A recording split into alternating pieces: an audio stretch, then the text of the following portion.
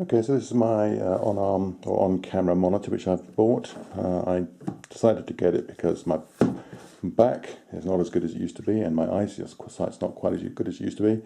I'm enjoying my photography, and I like to try and get my head, well, I like to try and take low to the ground shots, and I'm often finding that I can't get down to look at my screens on my monitors. So I thought this might be the ideal solution. So we're just going to have a quick look inside, see what comes with it.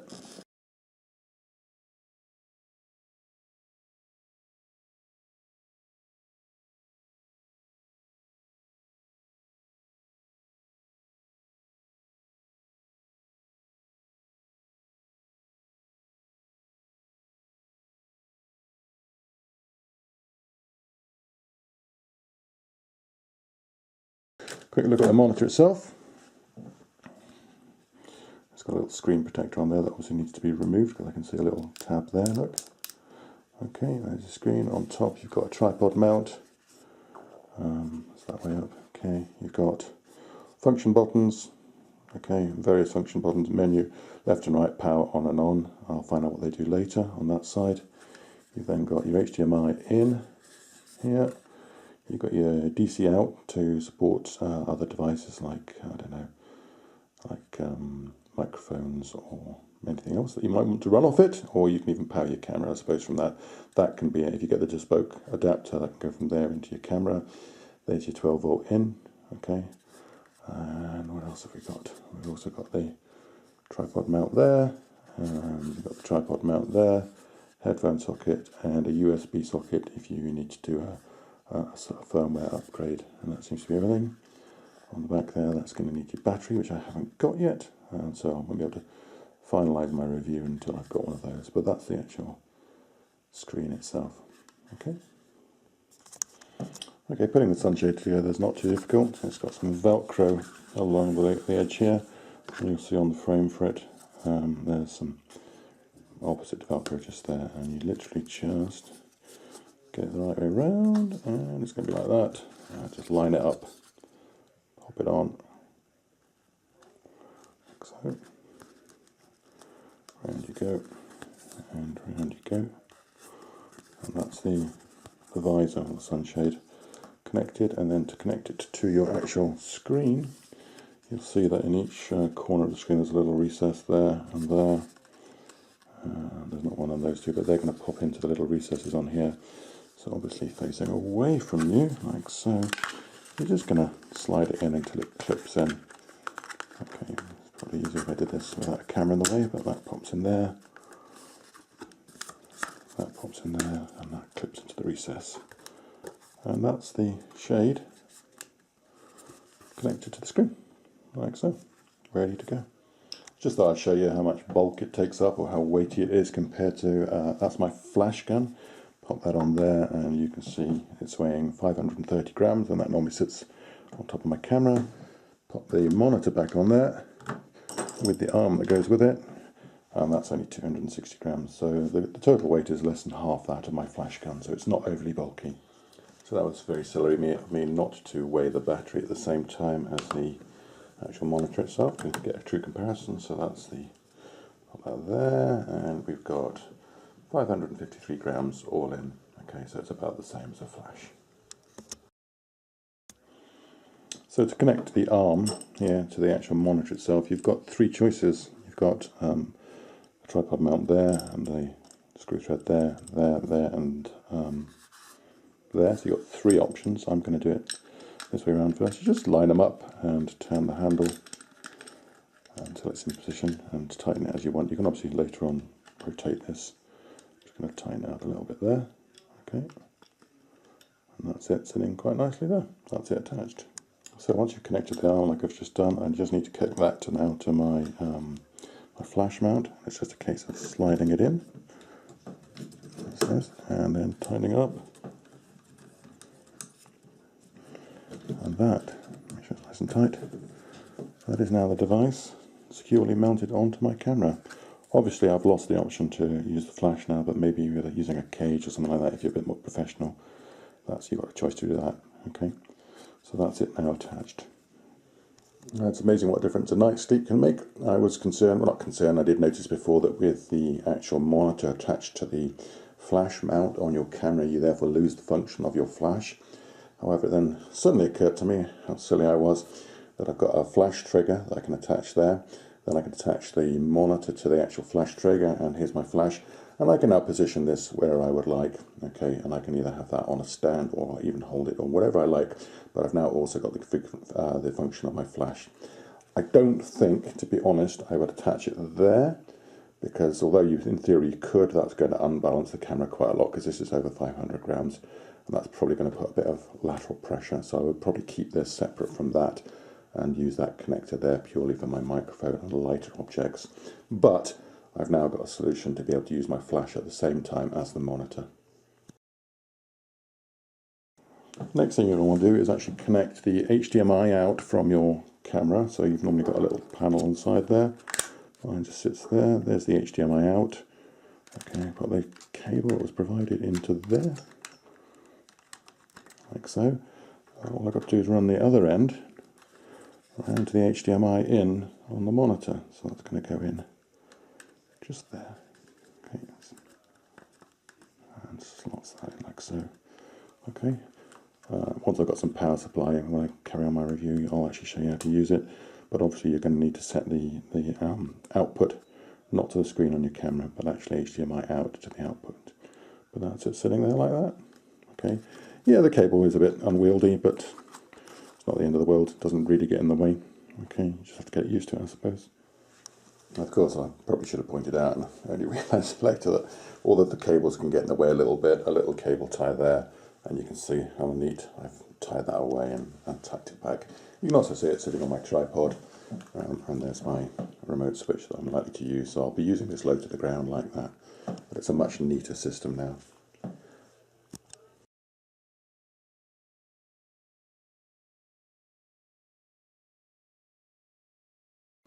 So something I do quite like is the inclusion of an extra mount here on the side, which if you've got something like a microphone, you can slot that in there.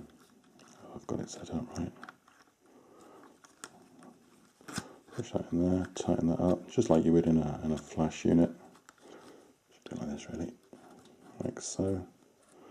Okay, and then pop that into your audio socket, and you've got the complete system set up there now. Okay, obviously I've got this turned around completely, so just turn that back, and there's you set that with your microphone attached as well. Okay, if that's what you want. So that's it set up with a different camera now. This is my Sony camera, which I've got recently, and I want to be using more of. One thing you will note here, I've now also attached a remote switch here, okay, to the camera. So how I envisage working and using this, instead of having to bend down and get that low to the ground for taking shots, I can actually tilt the monitor upwards. I could potentially even hold that. That feels firm enough there. I can actually hold that there.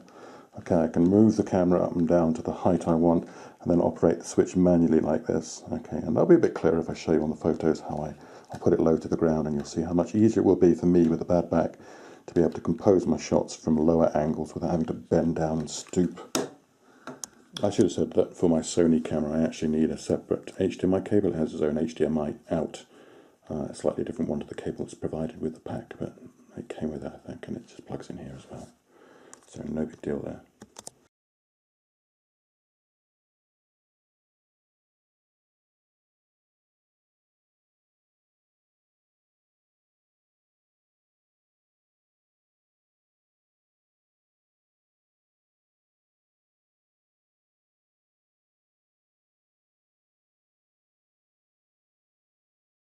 I suppose something else worth pointing out is that because there's actually no power supply or any signal going from the arm, the metal arm, into the camera, you're not constrained to have it actually connected there if you've got some other mechanism, or you can even just hold it if you want to, and then you're only constrained by the length of your HDMI cable, so it's free to move and have a look. You know, I could even take a photograph if I want to from over here with my remote switch just as easily, so you don't have to actually put it into the flash connector.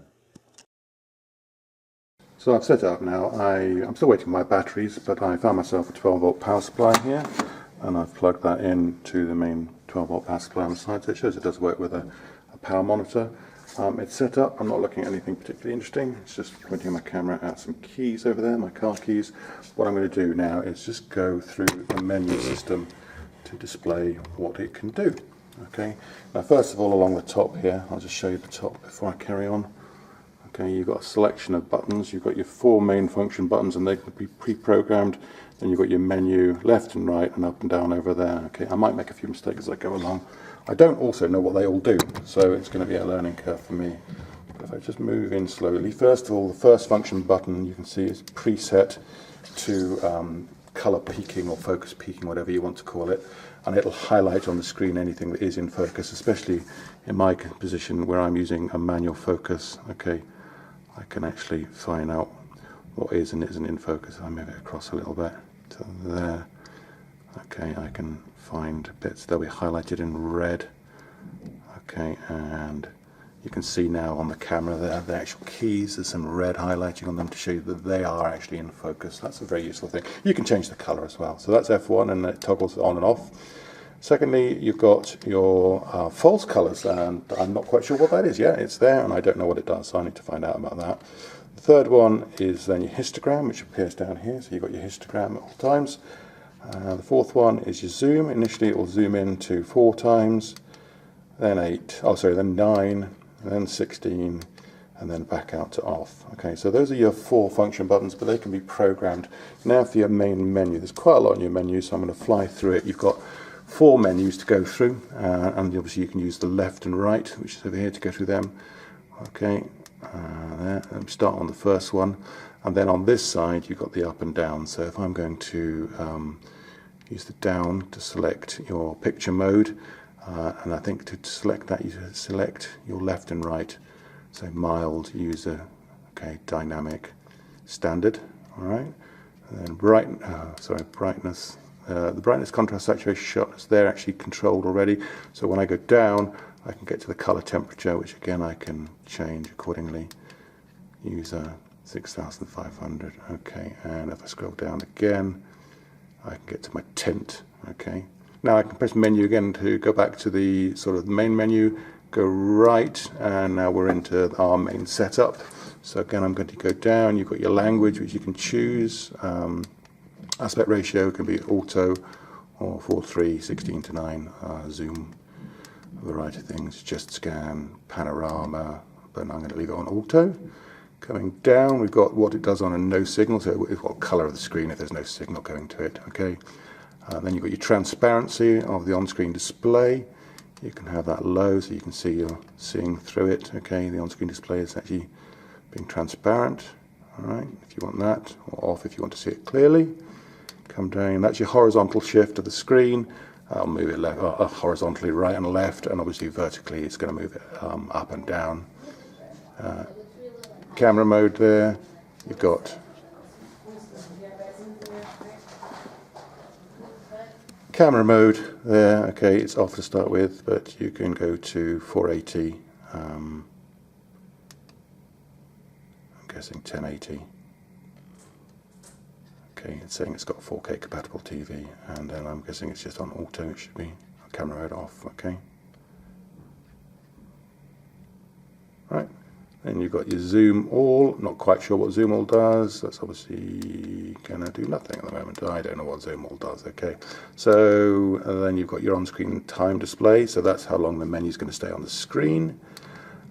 Your up and down zoom, your left and right zoom, you can have a backlight, percentage how much backlight is on, power on. It's actually, I found this when as soon as I plugged it in, it turned on instead of having to put the on and off switch on. Your USB upgrade will be for when you get a firmware update, okay, and you want to update it. And obviously you've got your reset to reset everything back to default menu. So back to the menu now, we're going across to the third menu. Okay, and again we've got a variety of things. Center marker to show the center of the screen. You've got a little cross appearing there. Okay, off, on, off. Okay, save frames. I think that's how much around the edge you're not displaying. I'm not completely sure about that. Image freeze will obviously freeze the image. Image flip if you want to rotate it. Okay, upside down depending on which way you've got your monitor set up. You can flip the image. Check field. Not quite sure. I have to find out about that. Okay, mono. Red, check, okay, blue, off. Okay, there you go. Not quite sure why you use that. P2P, on and off. Don't really know about P2P, but those that know it will know it's here. histogram set off initially. Obviously you can have it on permanently, or you can use the function button as I showed you before to bring the histogram up. Same for false colors. You can use the short button if you want to, or you can get to them from here. Zoom, okay, so we can zoom. Anamorphic, not quite sure what that is. Okay, that's a kind of a zoom, I guess. Focus assist, that's the one I've already using, which will highlight the colors. The focus assist will show you what's in focus. Yeah, so your focus assist will just show you what is in focus by highlighting it with a certain color, and you can see the next one down. You can choose your color. You can have red, green, or blue. Okay, that's up to you. Overexposure, compensating for bright days and too much exposure. You can turn that on or off. Exposure level, not quite sure. I guess that's again similar to your previous exposure. Your 9 grid, that's using your rule of thirds, so you can display it on your screen, and you should always try and have your main focus area or the thing you're looking at in one of these crossovers of the rule of thirds. Okay, I've now got to go back to my menu, haven't I? Oops, menu, and I've got to go back to where I was, which was in there, and down to rule of thirds, or the 9 grid. Ratio marker on or off, mark color, they've got as red for the center marker and everything. Mark field, mark width, okay, I guess that's the actual marker itself. Modified marker, not quite sure what those ones do. Right, back to the fourth menu, the last one, across to there. Okay, this is where you can preset your function buttons. You've got F1 to F4, and you can see what they are set up, and this is where you can change them. And like I said before, you've got focus assist, false colors, histogram, and zoom. Okay, so that's the monitor working pretty well. If I just come out of that, you can see that it's working with my camera. Okay, if I just do that, my camera's gone to sleep, so I'm going to turn it back on again. Back on. And it automatically detects it, okay.